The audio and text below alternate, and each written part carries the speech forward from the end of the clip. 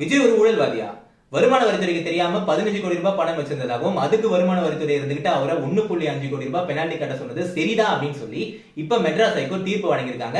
விஜய் அவர்களுடைய மனு தள்ளுபடி பண்ணி இப்படி தீர்ப்பு வந்த உடனே நிறைய பேர் இருந்துகிட்டு பெருசா ஊழலை ஒழிக்க போறேன்னு சொன்னேன், ஊழலே செய்ய மாட்டேன்னு சொன்னேன், இப்ப நீயே ஒரு ஊழல்வாதி என்னடான்னு சொல்லி அவர் விமர்சனம் செய்யறாங்க. அதனால விஜய் அவர்கள் ஒரு ஊழல்வாதியா இல்லையா அப்படின்னு சொல்லி நம்ம பாத்துடலாங்க.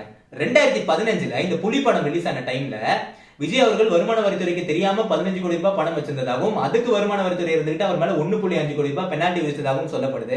விஜய் அவர்கள் இருந்துகிட்டு அவர் தரப்பு இருந்துகிட்டு இதை எதிர்த்து ஒரு மனு தாக்கல் செஞ்சிருக்காங்க. அந்த மனுல அவங்க வைக்கிற மெயின் வாதமே என்னன்னா, நாங்க இந்த 15 கோடி ரூபாய்க்கான கணக்கை காமிச்சிட்டோம். 2016 ரிவைஸ்டு டாக்ஸ் ரிட்டர்ன்ஸ் ஃபைல் பண்ணி இந்த 15 கோடி ரூபாய்க்கான கணக்கும் அந்த 15 கோடி ரூபாய்க்கான வருமான வரியும் கட்டியாச்சு அப்படின்னு சொல்லி விஜய் தரப்பு வாதம் வச்சிருக்காங்க.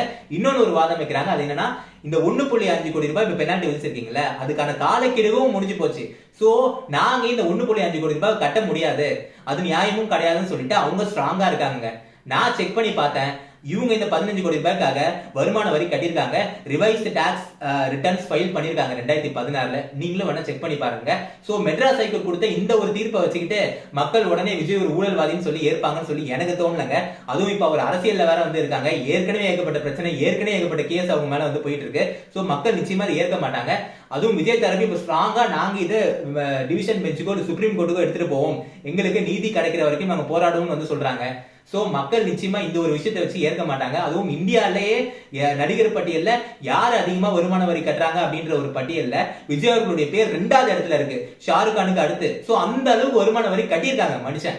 சோ இதை வச்சுக்கிட்டு உடனே இவர் ஒரு ஊழல்வாதி அப்படின்னு சொல்றத நிச்சயமா மக்கள் ஏற்க மாட்டாங்க. நான் வேணா இதை ஓப்பனா உங்ககிட்டே விட்டுறேன். மக்களை நீங்க சொல்லுங்க, விஜய் அவர்களோட ஒரு ஊழல்வாதியா இல்லையா அப்படின்னு சொல்லிட்டு. ஓகேவா? கமெண்ட்ஸ்லயே பாத்துடலாம். சோ இதை பத்தி நீங்க என்ன நினைக்கிறீங்க? கமெண்ட் பண்ணுங்க. நன்றி, வணக்கம்.